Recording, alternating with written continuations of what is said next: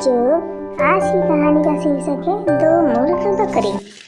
रामपुर नामक एक छोटा सा गांव था जो नदी के किनारे बसा हुआ था।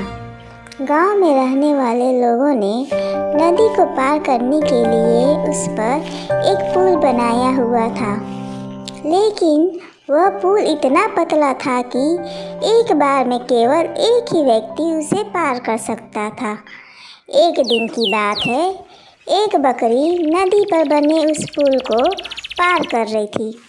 पुल पर चलते चलते उसने देखा कि एक दूसरी बकरी भी पुल पर विपरीत दिशा से आ रही है। कुछ ही देर में दोनों बकरी पुल के बीचों बीच पहुंच गई। पुल को एक बार में केवल एक ही बकरी पार कर सकती थी, इसलिए दोनों बकरी कुछ देर तक इंतजार करती रही कि सामने वाली बकरी पीछे हट जाए, लेकिन ऐसा नहीं हुआ। दोनों में से कोई भी अपनी जगह से नहीं हिली, बल्कि अकड़ कर खड़ी रही।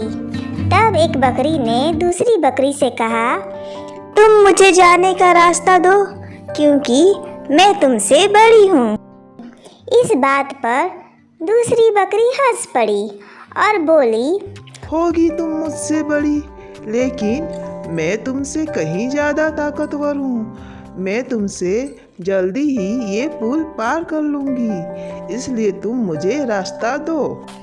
पहली बकरी बोली, मैं तुमसे बड़ी भी हूँ और ताकतवर भी हूँ, इसलिए मेरे रास्ते से हट जाओ, वरना अंजाम भुगतने के लिए तैयार हो जाओ।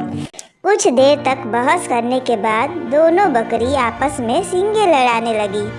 दोनों बकरी अपनी सींगों से एक दूसरे पर वार करने लगी।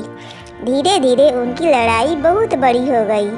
परिणाम यह हुआ कि लड़ते लड़ते उन दोनों बकरियों का संतुलन बिगड़ गया, जिससे वे दोनों पुल से नीचे नदी में जा गिरी।